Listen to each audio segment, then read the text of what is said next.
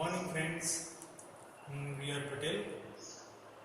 ધોરણ 11 પ્રકરણ નંબર 6 માં અત્યાર સુધીમાં આપણે કાર્ય વિશે ભણી ગયા વિદ્યાર્થી મિત્રો.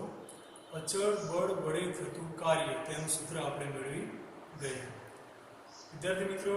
ત્યારબાદ આપણે એક ખૂબ જ અગત્યની થિયરી જેનું નામ છે કાર્ય ઉર્જા પ્રમેય, તેનો પણ અભ્યાસ કર્યો હતો.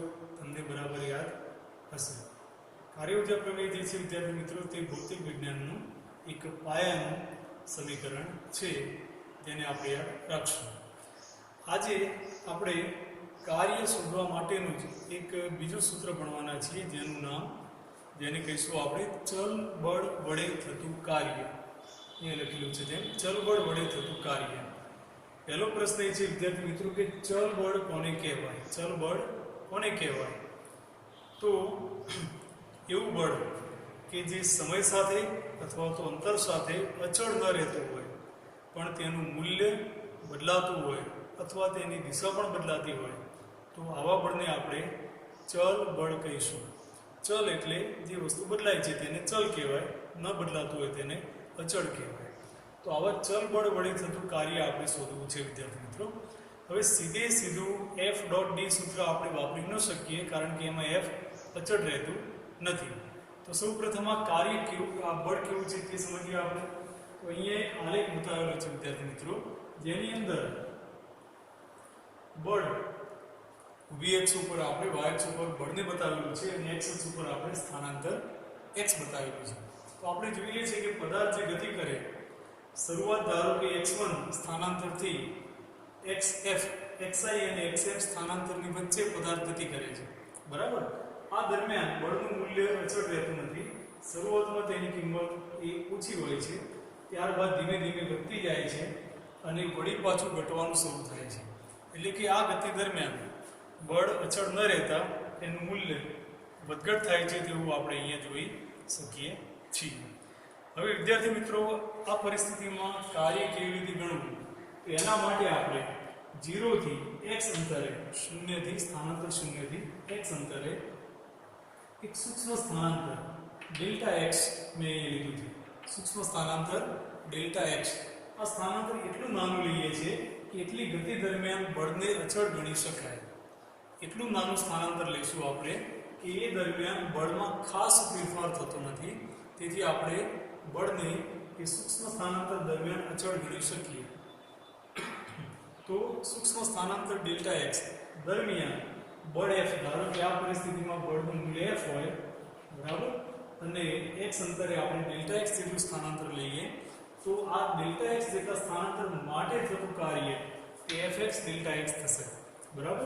વિદ્યાર્થી મિત્રો, F કૌંસમાં x લખ્યું તેનો મતલબ એ કે જ્યારે સ્થાનાંતર x હોય ત્યારે બળ જે હોય તે આપણે ધ્યાનમાં લેવાનું છે. અને માત્ર F ન કહેતા આપણે Fx એવું લખી શકીએ. તો Fx ડેલ્ટા x એ અચળ બળ વડે થતા કાર્યનું સૂત્ર આપણે અહીં વાપર્યું, અને સૂક્ષ્મ સ્થાનાંતર ડેલ્ટા x માટે બળ ગુણ્યા સ્થાનાંતર એવું સૂત્ર વાપરીને આપણે કાર્ય ગણી શક્યા. યાદ રાખો અહીંયા કે નાના સ્થાનાંતર માટે બળને અચળ લઈ શકાય. તો આ થયું કાર્ય સૂક્ષ્મ સ્થાનાંતર ડેલ્ટા x માટે. હવે આપણે કુલ કાર્ય જોઈતું હોય, કુલ ગતિ ગમે ત્યાંથી શરૂ થતી હોય, પણ આપણે xi સ્થાનાંતરથી xf xi ઇનિશિયલ એટલે પ્રારંભિક અને xf એટલે ફાઇનલ મતલબ કે અંતિમ, તો xi અને xf ની વચ્ચે જો કાર્ય જોઈતું હોય વિદ્યાર્થી મિત્રો, તો સમગ્ર આલેખને આવી નાની પટ્ટીઓમાં આપણે ડિવાઈડ કરી શકીએ, બરાબર. સમગ્ર આલેખને આવી નાની પટ્ટીઓમાં વહેંચી શકીએ અને દરેક પટ્ટી માટે આ સૂત્ર મુજબ તેને અનુરૂપ બળ અને અનુરૂપ સ્થાનાંતર લઈ અને Fx ડેલ્ટા x કરી અને કાર્ય શોધી શકીએ. તો આવી બધી જ પટ્ટીઓનો સરવાળો જો કરીએ તો આ સરવાળો આપણને કુલ કાર્ય આપશે. તો ગણિતમાં સરવાળાને સિગ્મા વડે દર્શાવાય તે આપણે જાણીએ છીએ. તો અહીંયા લખ્યું છે તેમ કુલ કાર્ય W બરાબર સિગ્મા xi થી xf ની વચ્ચે, યાદ રાખો xi અને xf ની વચ્ચેનો જ આપણે સરવાળો કરવાનો છે. તો sigma xi to xf fx delta x, આ સૂત્ર વડે આપણે xi અને fx વચ્ચેનું કુલ કાર્ય શોધી શકીએ. કેવી રીતે ગણ્યું આપણે ફરી એકવાર? તો આખા ગ્રાફને અહીંયા આલેખની નીચે ઘેરાયેલું ક્ષેત્રફળ તે કાર્ય બનશે, બરાબર. તો આલેખની નીચેની બધી જગ્યાને આપણે નાની નાની પટ્ટીઓમાં વહેંચી દીધો. દરેક પટ્ટી એટલે કે દરેક સૂક્ષ્મ સ્થાનાંતર ડેલ્ટા એક્સ માટે કાર્ય શોધી fx ડેલ્ટા એક્સ વડે, અને આવા બધા જ કાર્યોનો આપણે સરવાળો કર્યો અને તેથી આપણને કુલ કાર્ય મળશે. પરંતુ જો વિદ્યાર્થી મિત્રો અહીંયા સ્થાનાંતર ડેલ્ટા એક્સ એને ખૂબ નાનું લેવામાં આવે, ડેલ્ટા એક્સ ટેન્ડ્સ ટુ જો 0 લેવામાં આવે, તો આ કાર્યને આપણે સિગ્મા સ્વરૂપે પણ લખી શકીએ. એક સ્ટેપ અહીંયા વધારે લખવો હોય તો આ રીતે લખી શકાય કે કુલ કાર્ય w બરાબર limit of delta x tends to 0 sigma ક્યાંથી ક્યાં સુધી, તો xi to xf fx into delta x. પણ જો ડેલ્ટા એક્સ ટેન્ડ્સ ટુ 0 હોય, ડેલ્ટા એક્સ ટેન્ડ્સ ટુ 0 હોય તો આવી પટ્ટીઓ એટલી બધી સૂક્ષ્મ અહીંયા બની જશે કે અસંખ્ય પટ્ટીઓ મળશે અને આ ગણતરીની પ્રક્રિયા એક સળંગ પ્રક્રિયા બનશે. એટલે સાદી ભાષામાં આપણે આ બધા વિસ્તારનું ક્ષેત્રફળ શોધીએ છીએ તેવો મતલબ થશે, આખા એરિયાનું ક્ષેત્રફળ થશે. બરાબર? તો આ સળંગ પ્રક્રિયા હોવાથી એને સિગ્માને બદલે આપણે સંકલન સ્વરૂપે દર્શાવી શકીએ. તો આ સૂત્ર બને integration of xi to xf fx dx.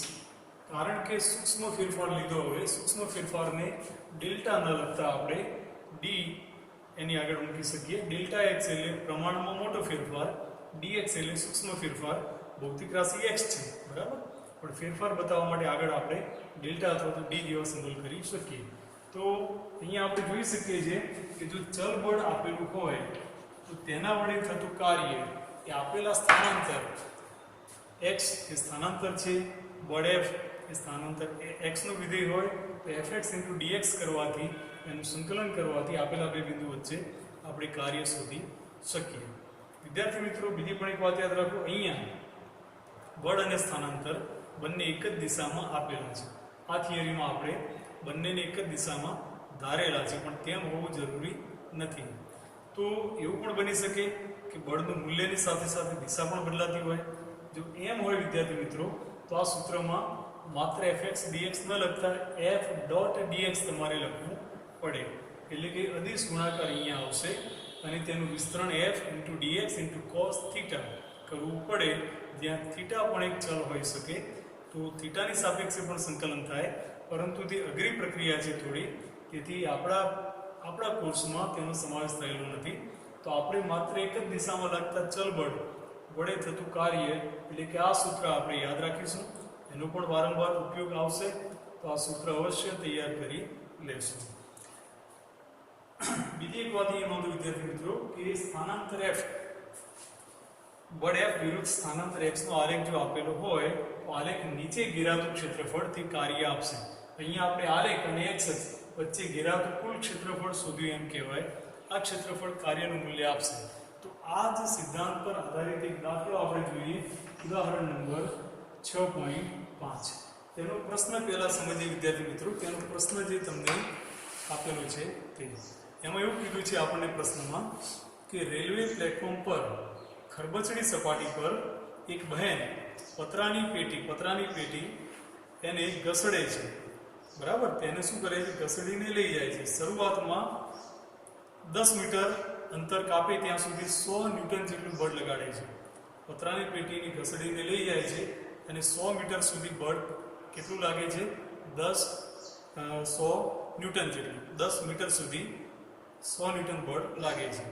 ત્યારબાદ થાકની માત્રા વધતા તેણે લગાડેલ બળ રેખીય રીતે ઘટાડી અને 50 ન્યૂટન થાય છે. એટલે કે જે 100 ન્યૂટન બળ હતું પણ થાકવાની શરૂઆત થઈ એટલે બળનું મૂલ્ય ઘટતું ગયું, કન્ટિન્યુઅસ રીતે ઘટતું ગયું અને બળ છેલ્લે 50 ન્યૂટન થયું અને ત્યાં સુધીમાં 20 મીટર અંતર કાપી લીધું હતું.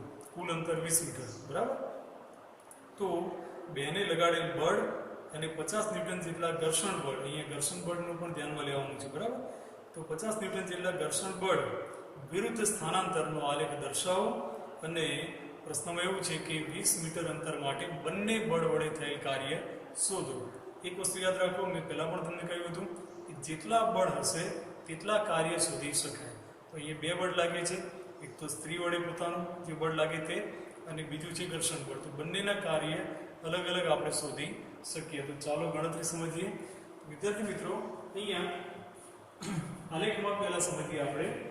અહીંયા y અક્ષ ઉપર આપણે બળ અહીંયા લીધેલું છે, બળ F એ y અક્ષ પર છે, અને x અક્ષ જે સ્થાનાંતર દર્શાવે છે. બળના બધા જ મૂલ્યો ન્યૂટનમાં છે, એટલે આપણે દરેક જગ્યાએ એકમ લખવાની જરૂર નથી. બળની કિંમતો ન્યૂટનમાં અને સ્થાનાંતરની બધી કિંમતો મીટરમાં લઈએ છીએ. તો શરૂઆતમાં 100 ન્યૂટન બળ હોય છે, બરાબર. આ પીળા રંગનો આલેખ એ એકચ્યુઅલ ગતિનો આલેખ થયો. તો શરૂઆતમાં બળનું મૂલ્ય 100 ન્યૂટન છે. તો 10 મીટર સ્થાનાંતર થાય ત્યાં સુધી બળનું મૂલ્ય 100 નું 100 અચળ જળવાઈ રહે છે અહીંયા.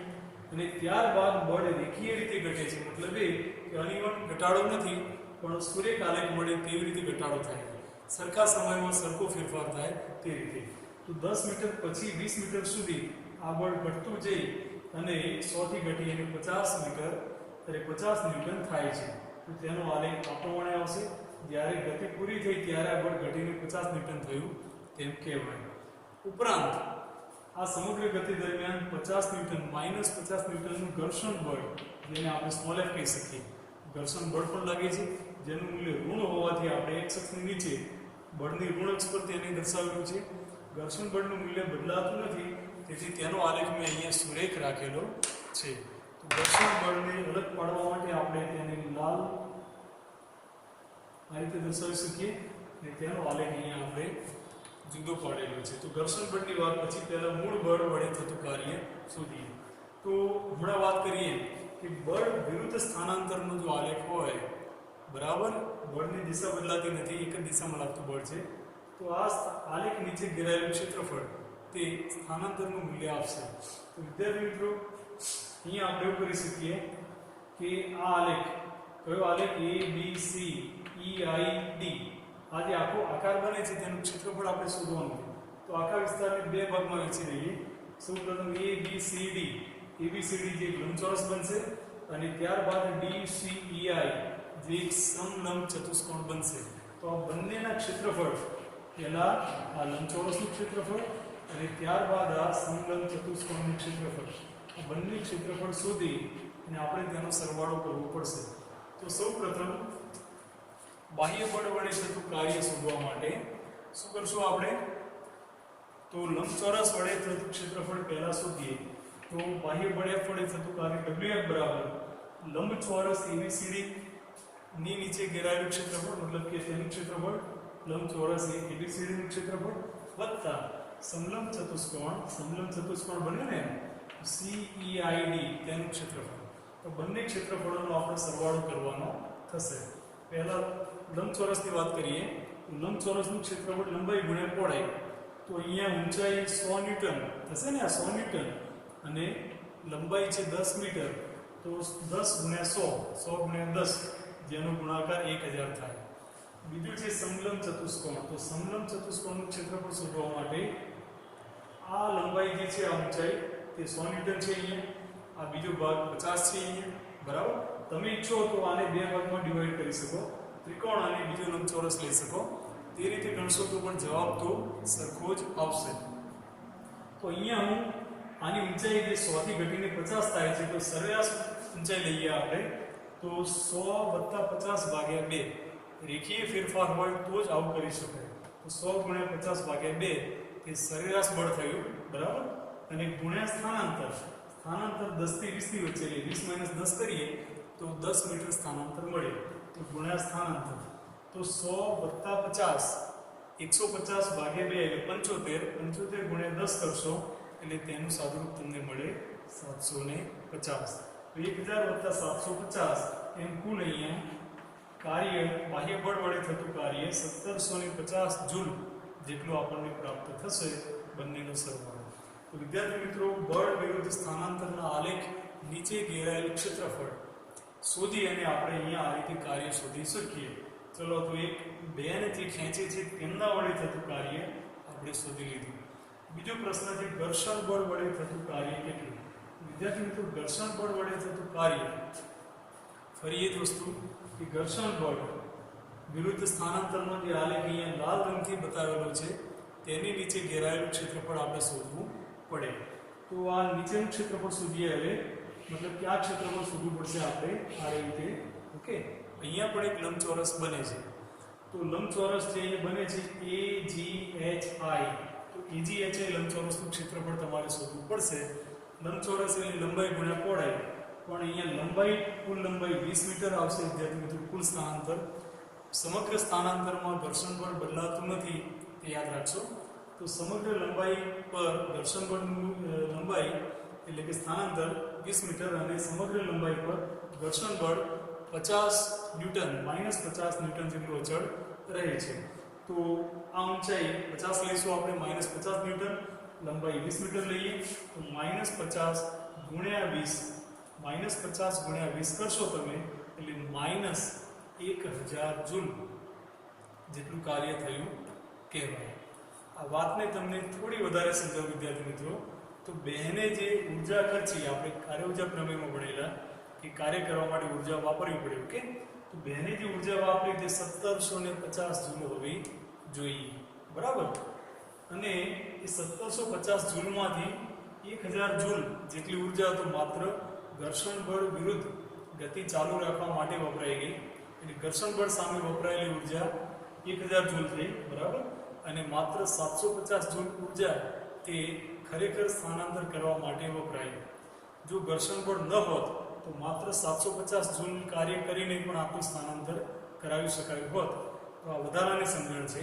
બાકી દાખલો એ પરીક્ષામાં પૂછાય તેવો છે, તો અવશ્ય તેને તૈયાર કરી લેશો.